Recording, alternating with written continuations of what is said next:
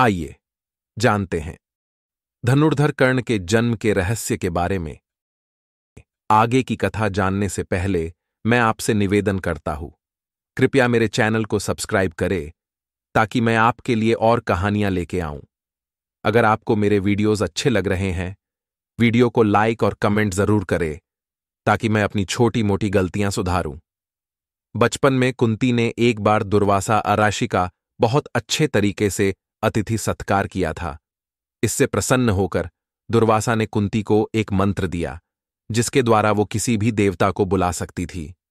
एक दिन कुंती के मन में उस मंत्र को आजमाने का ख्याल आया।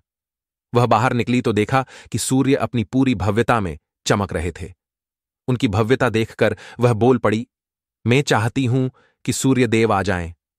सूर्यदेव आए और कुंती गर्भवती हो गई और एक बालक का जन्म हुआ।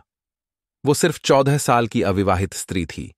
उसे समझ नहीं आया कि ऐसे में सामाजिक स्थितियों से कैसे निपटा जाएगा।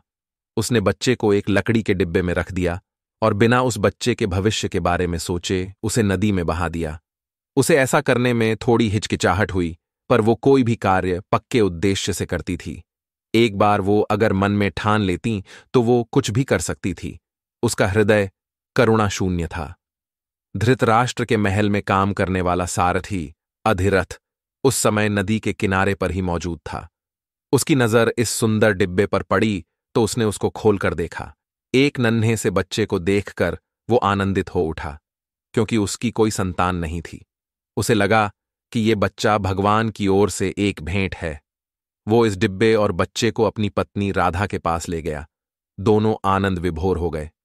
उस डिब्बे की सुंदरता को देखकर वे समझ गए कि ये बच्चा किसी साधारण परिवार का नहीं हो सकता। राजा या फिर रानी ने इस बच्चे को छोड़ दिया है। वे ये तो नहीं जानते थे कि किसने इस बच्चे को ऐसे छोड़ दिया है, पर उसे पाकर वे बहुत खुश थे, क्योंकि इस बच्चे के कारण वे जीवन में पूर्णता महसूस कर रहे थे। उस बच्चे को बाद में कर्ण नाम से जाना गया। वह एक अद्वितीय मनुष्य था। जन्म से ही उसके कानों में सोने के कुंडल और उसके छाती पर एक प्राकृतिक कवच था। वह अद्भुत दिखता था। राधा ने बहुत प्रेम से उसका पालन पोषण किया। अधिरथ खुद एक सारथी था, इसलिए वह कर्ण को भी रथ चलाना सिखाना चाहता था, पर कर्ण तो धनुर्विद्या सीखने के लिए बेचैन था। उन दिनों सिर्फ क्षत्रियों को शस्त्रों और युद्ध कला की शिक्षा ग्रहण करने का अधिकार था।